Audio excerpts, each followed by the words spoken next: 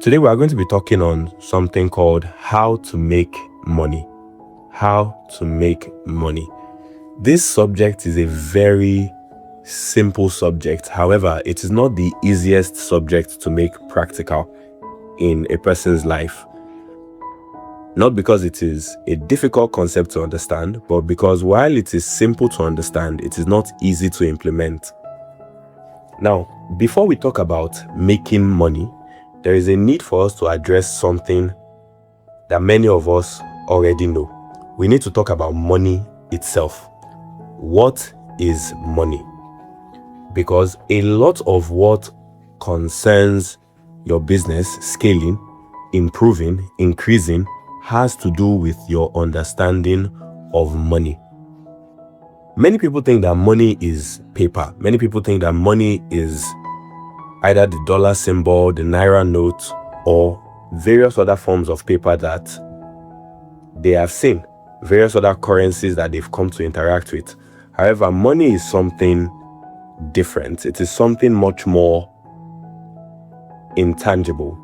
Now, while you can touch money in terms of the paper notes and the currencies that we've all come to interact with, money is something that is actually intangible. Money is an idea. Money is an idea. And I'm going to explain exactly what that means. In order to bring this closer to home, I am going to use an example of the Nigerian market. I want to make it very simple.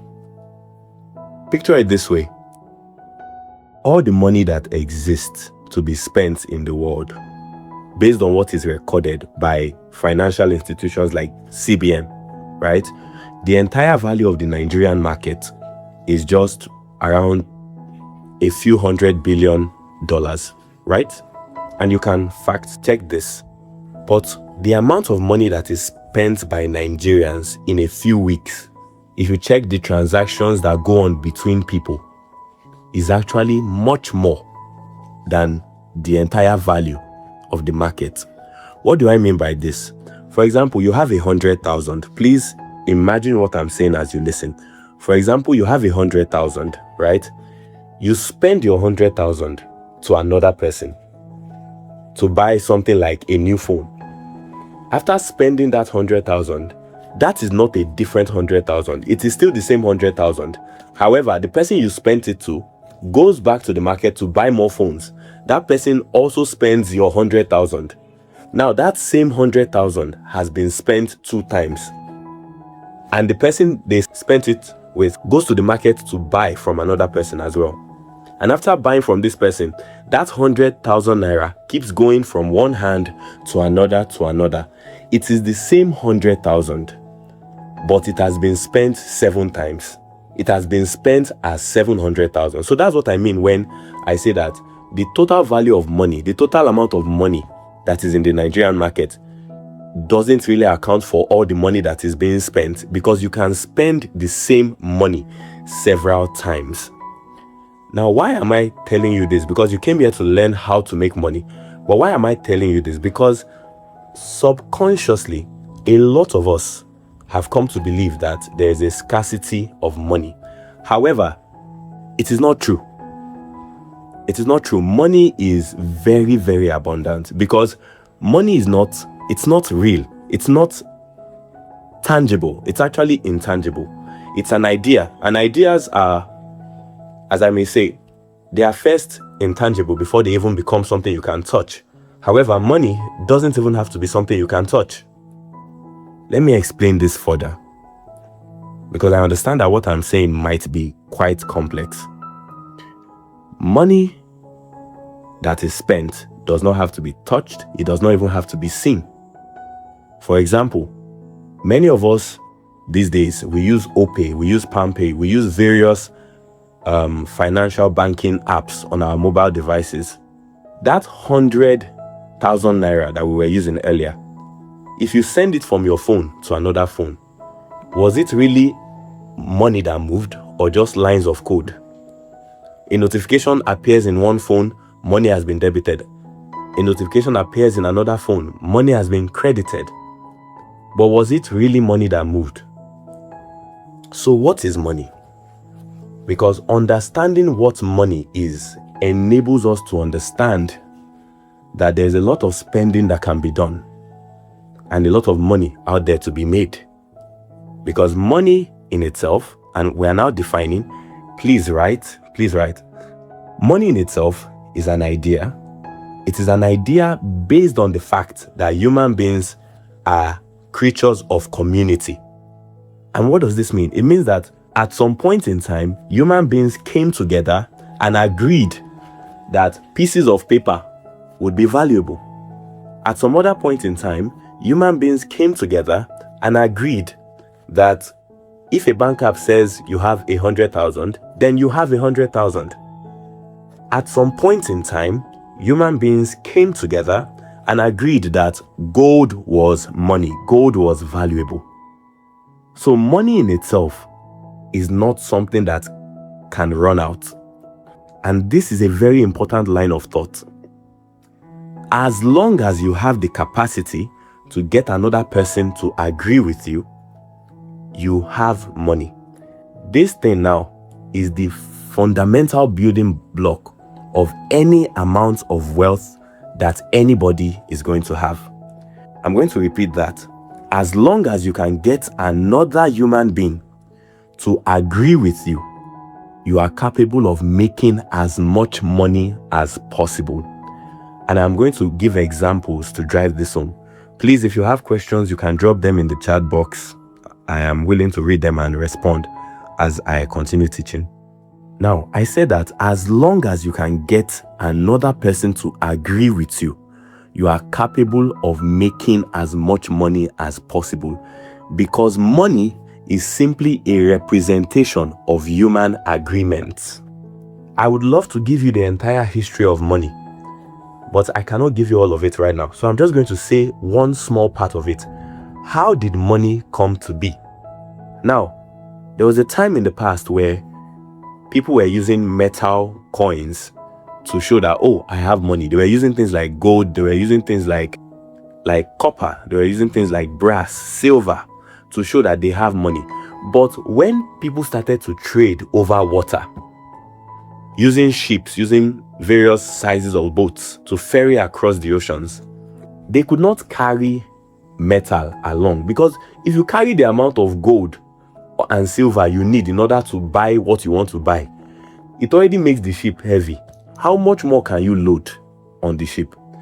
So what happened was that a body that kept gold for people, like a bank, would write a note called an IOU, which was basically a memorandum of understanding of sorts.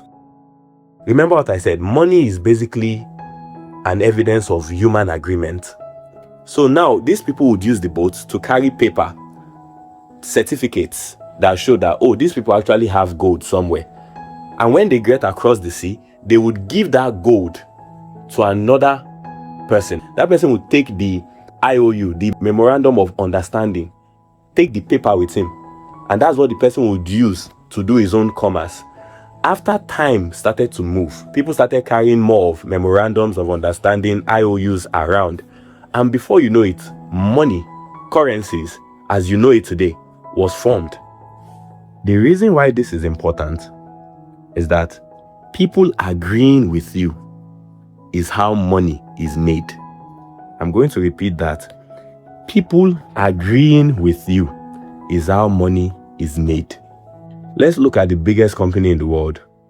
Right now, one of the biggest companies in the world would be NVIDIA. NVIDIA is a company that makes computer processing parts. It makes computer processing parts and it sells these parts to almost everybody. Now, the reason why I'm saying almost everybody is because the number of people they are selling to, it shows the number of people they've been able to get to agree with them. Almost every phone, every computer in the world is using something from NVIDIA. I have an iPhone here. It has a chip from Samsung. Samsung bought that chip from NVIDIA. I have an Android device here as well. One of the chips it uses is a chipset from MediaTek. They got that chipset from NVIDIA.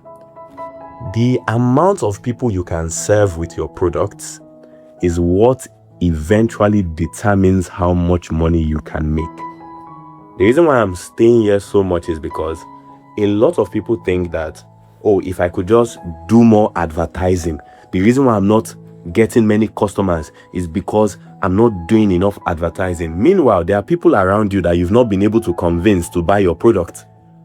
There are people that are in your area. You've not been able to convince them that buy my product, but somehow you believe that if you go on Facebook, if you go on Instagram, if you go on TikTok, if you had money to push ads, you would be able to convince those people to buy from you.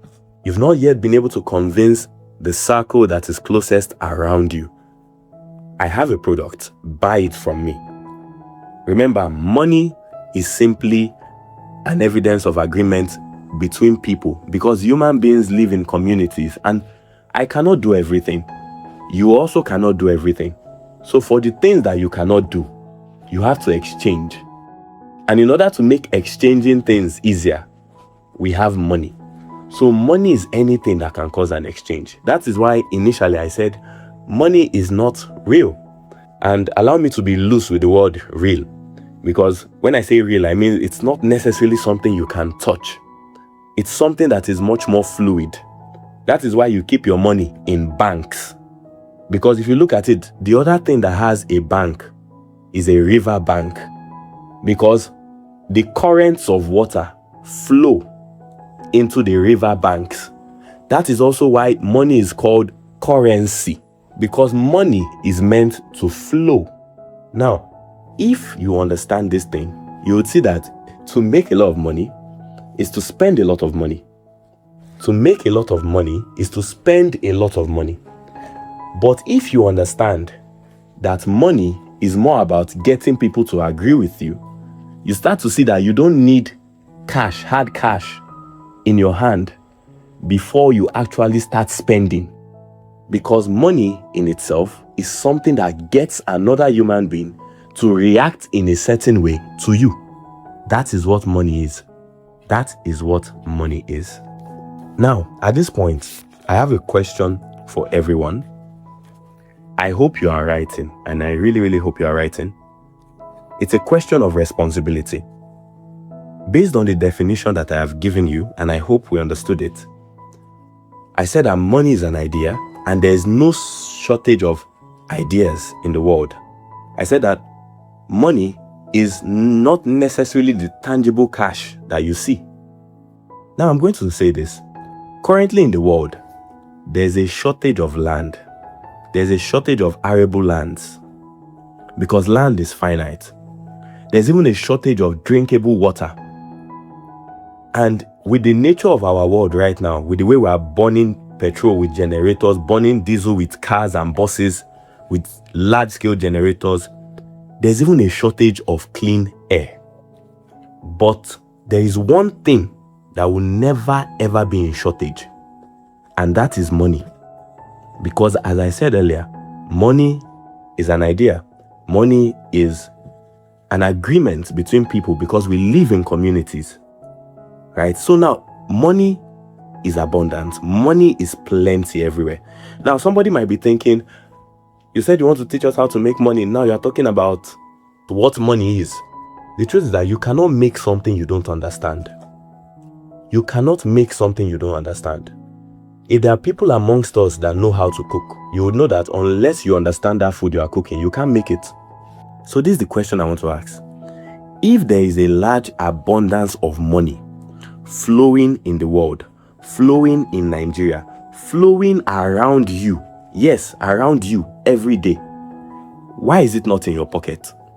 There is money everywhere. Why is it not in your pocket? Why is it not in your bank account? These are questions to ask because it's a question of responsibility. And there's another question that I know that many of us have.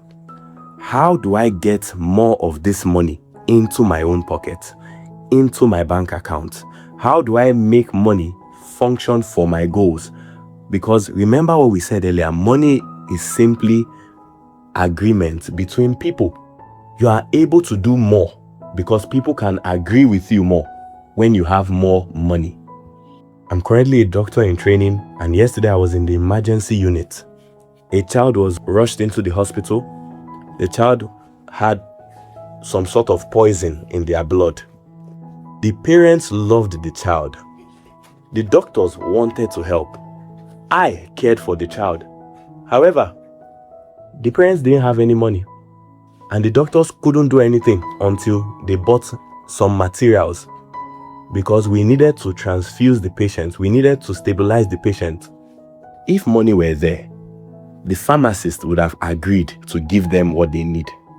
Now, even if you say, oh, the government should have arrangements for that, it is still money the government will use. So now back to our subject of focus. How to make money.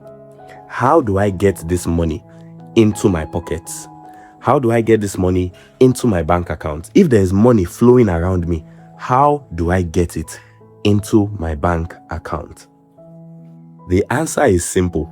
You must position your business as the one and only thing that can satisfy the desires of your customer.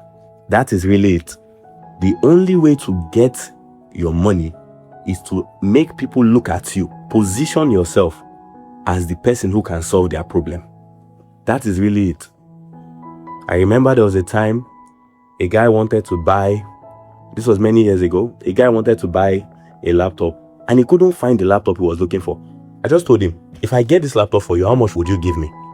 If I get this laptop for you, how much would you give me? And he said, well, I can give you about 50 to 100,000. I said, give me 100 and I'll get you this laptop at the price you're looking for it. Now, what did I do there? Money was around me. Somebody had a problem. I decided to solve their problem. I got money for it. It is not more complicated than that. The issue now is that many people start thinking, oh, I need a business plan. I need investors. I need this. I need that. My business was already running before I started getting investors investing in my business. It was already running. In fact, it was what they saw that was running that they decided to invest in. And it wasn't a hard conversation, because as long as you can get somebody to agree with you, money flows. I need you to really understand this thing that I'm saying.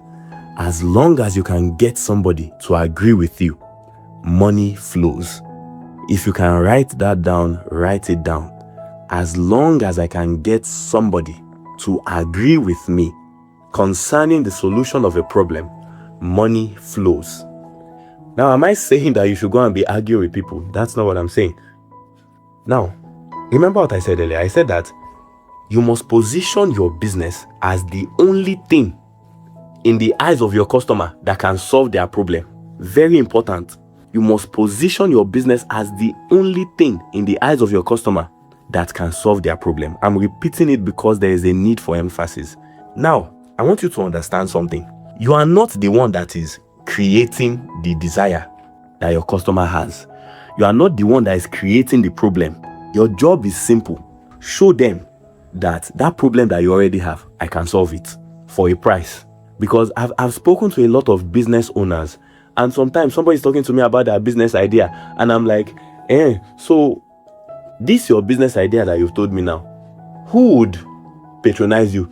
The person will not say, okay, I want to do a market survey. I'm like, things like that, it shows that you don't even know the fundamentals of running a business, because a business is basically problem solving at scale. That's what a business is. You haven't seen a problem. You now want to go and you first decided this is the problem I want to solve. Oh yeah, let me now go and start looking for people that have the problem. That's not how you do it. You first look at people that have problem, and then you solve their problem. That's it. Some people start it upside down. Some people start it in such a way that they first find a problem. They've not even seen anybody that has that problem around them. They first find a problem, and they solve the problem, and then they start looking for who has the problem. That's already a recipe for failure. And a lot of people like that fail. A lot of people like that fail. So even as I'm speaking to you now, be examining your business in your mind. If you have a business, examine your business in your mind. Many people are doing the wrong thing. They are focusing too much on themselves. Oh, I need money. My product. But that's not what you should be focusing on. Your focus should be on satisfying the desire of your customer. In other words, your own problem should be, how do I satisfy my customer? That should be your obsession. That should be what you're always thinking. How do I satisfy my customer? Because a happy customer is a customer that comes back. A happy customer is a customer that will tell their friend about you. You see, now you are getting more sales. A satisfied customer comes back with other customers. Why? Because you solved their problem properly. All of these things that I'm saying, I'm just telling you the what and I'm telling you the why. We're still going to talk about the exact steps of how to do it. But this session only lasts for 30 minutes. So I'm going to say a few final things before I close. And please, if you have a question, I haven't been seeing people dropping questions in the chat box, but if you have a question, you can also drop it on the WhatsApp community. They will be collated, they will be answered. They'll be collated and they will be answered. I'm going to give you a little teaser for tomorrow's session. We're still going to be continuing with how to make money. Remember, I said that you have to focus on your customers' desire, their cravings, their problems. Now, basically speaking, there are 7 core areas that human beings usually have problems in. 7 core areas. Please write this down, because if you can tie your business to more than one, let's say 3 of these 7 core problems, 7 core desires, 7 core cravings that people have, you'll be able to get them to always be buying your product. So number 1, please write. Number 1, survival, health, and safety. People want to survive. Number 2, enjoyment and comfort. People want to flex. Number 3, freedom from fear, freedom from pain, freedom from danger. This is the reason why there will always be a requirement for doctors, because we are removing fear, pain, and danger. This is why there will always be a demand for doctors. The desire is a heavy one. Number 4, sexual attraction and romantic success. People want to have a spouse. People want to have a good marriage. People want to be romantically engaged with the opposite gender. How does your product do that? That's why you will see that a lot of fashion brands are making a lot of money, because they help your sexual attraction and your romantic success. Number 5, social status and recognition. People want to blow. People want to feel important. How does your product serve that? Number 6, love, belonging, and connection. Like I said earlier, human beings are creatures of community. We want to be part of a group. We want to share our story with other people. We want other people to clap for us. And finally, number 7, self-improvement and achievement. Everybody wants to be a star. These are the 7 basic desires, 7 basic core desires that people have. These are the 7 basic core desires, core problems, core cravings that people have. So, once again, before I round up, in the simplest form, making money is simply about looking for people that need something and saying, I can do it for you at this price. That is it. That is it. Making money is simply about telling people, I can do this thing for you at this price. I can do this thing for you at this price. So we have come to the end of the meeting for today. Tomorrow we are going to be continuing on the same topic, how to make money. The entire series itself is how to grow your business. We are going to be talking in depth on a lot of these things.